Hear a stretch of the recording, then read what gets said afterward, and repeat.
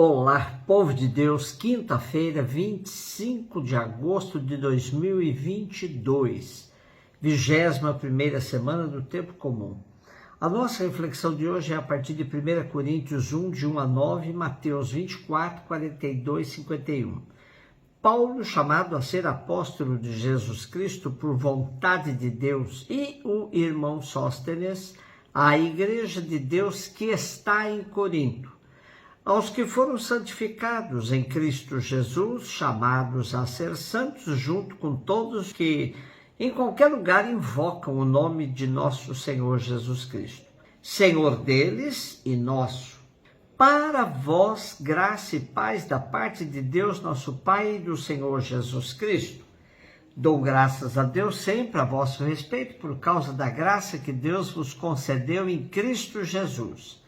Nele fostes enriquecidos em tudo, em toda palavra, em todo conhecimento, à medida que o testemunho sobre Cristo se confirmou entre vós. Assim não tendes falta de nenhum dom, vós que aguardais a revelação do Senhor nosso Jesus Cristo. É Ele também que vos dará perseverança em vosso procedimento irrepreensível, até o fim, até o dia de nosso Senhor Jesus Cristo. Deus é fiel, por ele foste chamado à comunhão com seu Filho Jesus Cristo, Senhor nosso. A ligação de Paulo com as comunidades de Corinto foi muito intensa, às quais ele manifestava um amor ciumento, como ele mesmo disse.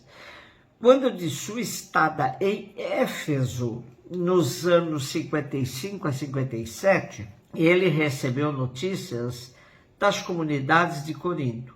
Ficou extremamente preocupado, pois ele percebia que havia alguns desvios, inclusive doutrinais.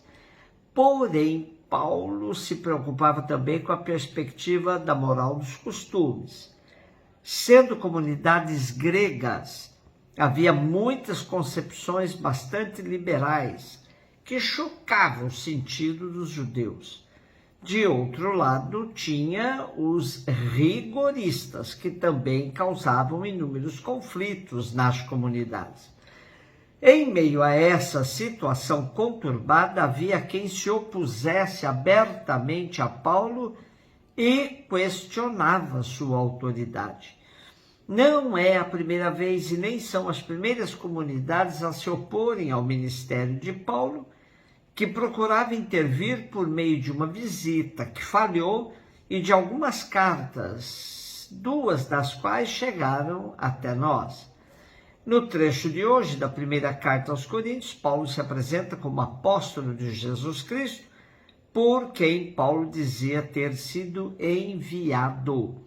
Isso fazia parte da consciência de Paulo, presente em diversas de suas cartas. Também a expressão "a igreja de Deus que está em Corinto" tem um significado teológico denso. Toda comunidade local, ainda que fundada por homens, é obra de Deus. Os membros dessas comunidades, em comunhão com a Igreja Universal, foram santificados por Jesus e estão em permanente tensão para a santidade plena, que será realizada em diferentes formas de vida. Esse conceito é de suma importância para o desenvolvimento da eclesiologia da igreja particular.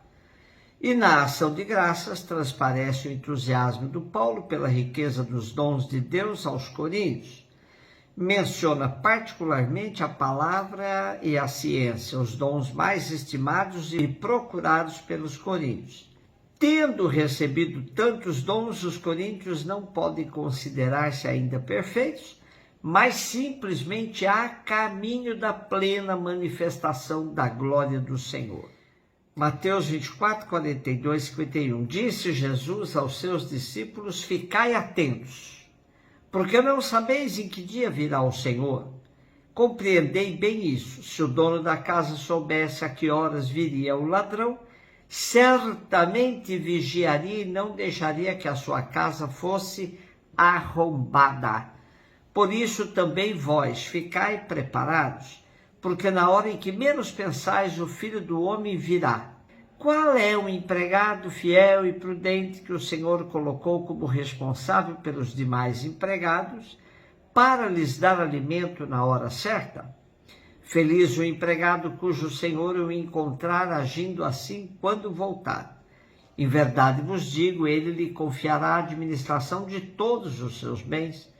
Mas se o empregado mal pensar, meu senhor está demorando, e começar a bater nos companheiros, a comer e a beber com os bêbados, então o senhor desse empregado virá no dia em que ele não espera e na hora em que ele não sabe.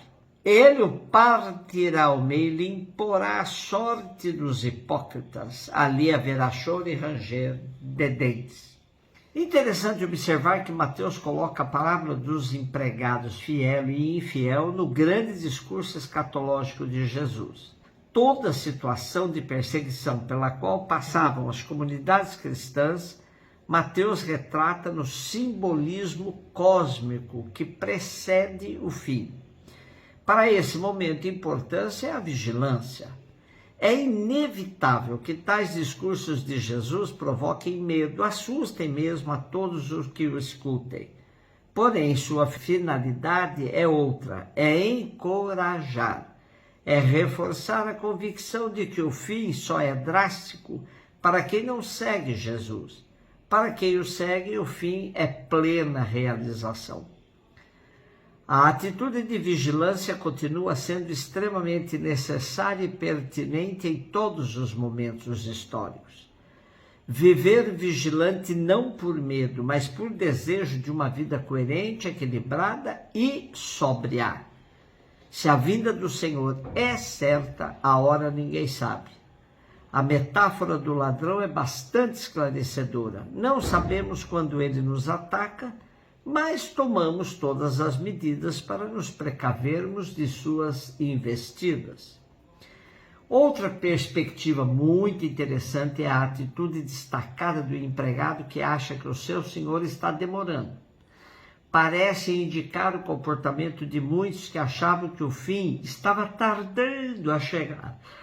Muitos cristãos dos inícios que viviam sob a expectativa da volta de Jesus começaram a perceber que tal volta não seria tão imediata como acreditavam. E por isso relaxavam seu comportamento. Manter-se firme no seguimento de Jesus exigia a convicção de que não importava quando, mas que ele voltaria um dia e isso iria se concretizar. Que vivamos de tal modo que possamos ser dignos da bem-aventurança anunciada por Jesus. Feliz o empregado que, quando o Senhor chegar, o encontrar cuidando de tudo e de todos com zelo e dedicação. Por outro lado, é importante perceber que não deve ser a vinda do Senhor que nos cause medo para modelar nossa conduta. Não, sejamos bons porque vale a pena ser bom. Hajamos com ética porque é a atitude mais correta. Que nunca percamos a sobriedade e a consciência de uma vida digna e justa. Em outras palavras, tenhamos consciência de que o Senhor vive no meio de nós e que sua vontade é que vivamos honestos e bons entre nós. Como é bom ser bom! Um beijo no seu coração.